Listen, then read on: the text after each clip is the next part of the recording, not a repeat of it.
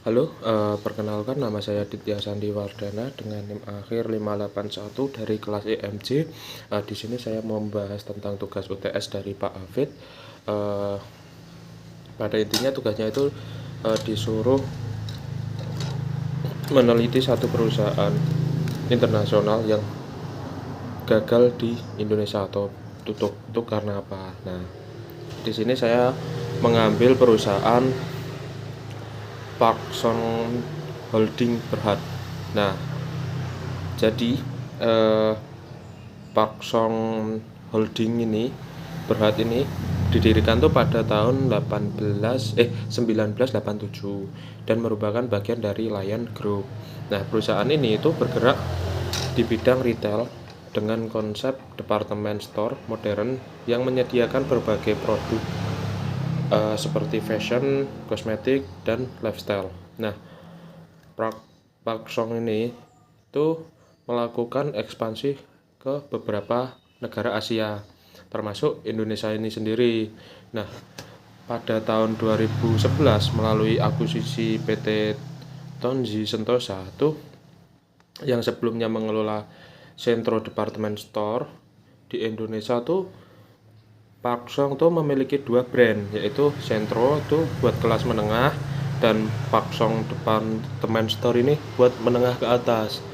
Nah, awalnya strategi ini cukup berhasil karena didukung oleh pertumbuhan kelas menengah dan budaya belanja di mall yang tinggi. Nah, selanjutnya analisis internalnya tuh kekuatannya atau strength. Nah, ini perusahaan ini tuh memiliki pengalaman internasional yang luas. Selanjutnya ada brand yang cukup kuat dikenal. Terus konsep one stop shopping itu yang memudahkan konsumennya sendiri. Nah, standar operasionalnya pun retail yang sudah matang. Jadi memiliki kekuatan yang cukup bagus. Kelemahannya tuh perusahaan ini terlalu bergantung pada toko fisik di mall. Terus lambat beradaptasi dengan digital. Nah, terus biaya operasionalnya tuh tinggi. Nah, terus produknya sendiri tuh kurang memiliki diferensiasi. Nah, selanjutnya manajemen pun kurang fleksibel perusahaan Park Song ini terhadap pasar lokal. Nah, pada intinya tuh eh, secara internal tuh Park Song tuh kuat di pengalaman, tapi lemah dalam inovasi dan adaptasinya. Selanjutnya ada analisis eksternal. Nah, eh, analisis eksternal ini kita bahas tentang peluang dan ancamannya. Nah, peluangnya tuh pertumbuhan ekonomi dan kelas menengah. Terus ada tingginya minat belanja masyarakat. Selanjutnya ancamannya tuh yang pertama adalah perilaku konsumen ke belanja online, memilih belanja online. Terus munculnya e-commerce seperti Shopee, Tokopedia, dan Lazada itu membuat perusahaan ini tuh terancam. Selanjutnya ada persaingan ketat dari retail lokal seperti Matahari dan Sogo. Nah, terus di perusahaan ini tuh yang dampak paling signifikan mungkin dampak pandemi COVID. Nah, dari sisi teknologi, perkembangan digital menjadi faktor paling besar yang mengubah industri retail. Nah, Parkson ini tuh mampu mengikuti perubahan. Uh, Mungkin tekanan eksternalnya itu sangat kuat, terutama dari digitalisasi. Nah, selanjutnya kita membahas awal kegagalannya. Nah, kegagalan dari Parkson ini tuh gak tiba-tiba, tapi bertahap mulai dari tahun 2017 sampai 2018. Tanda-tandanya itu seperti kayak penjualan menurun, terus pengunjung mall berkurang, itu karena COVID mungkin. Terus daya tarik toko tuh melemah. Selanjutnya ada banyak diskon untuk menarik pelanggan. Selanjutnya dia juga menutup beberapa gerai di Indonesia ini sendiri pun. Nah, kemudian diperparah pada tahun 2020, yaitu saat pandemi COVID yang membuat kunjungan mall saat itu turun drastis karena banyak faktor yang terutama kita dilarang keluar. Nah, itu yang menjadi penyebab kegagalan awalnya. Nah, faktor utama penyebab kegagalannya yang pertama itu kayak Park Son ini tuh strateginya tidak jelas. Jadi tidak fokus ke premium tapi juga tidak ke unggulan di harga. Nah, selanjutnya dia juga kurang memahami pasar lokal. Produk dan harga tuh tidak sesuai dengan preferensi konsumen Indonesia. Jadi melawan arus lah intinya. Selanjutnya harga tidak kompetitif, lebih mahal dibanding pesaing. Selanjutnya ini perusahaan tuh terlambat digitalisasi karena tidak memiliki strategi omnichannel.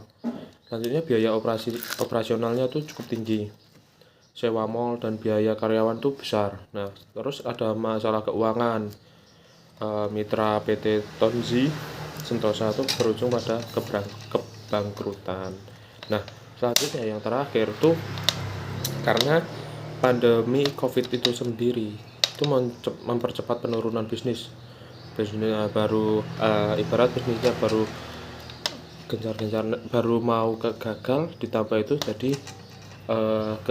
jadi tambah berguncang lah. Nah, jadi kegagalan ini tuh adalah kombinasi banyak faktor, bukan satu penyebab saja. Jadi faktor-faktornya itu jadi enggak setahun langsung anjlok tuh enggak. Jadi Park Son ini tuh bertahap dari tahun ke tahun menurun dan akhirnya meninggalkan Indonesia sendiri.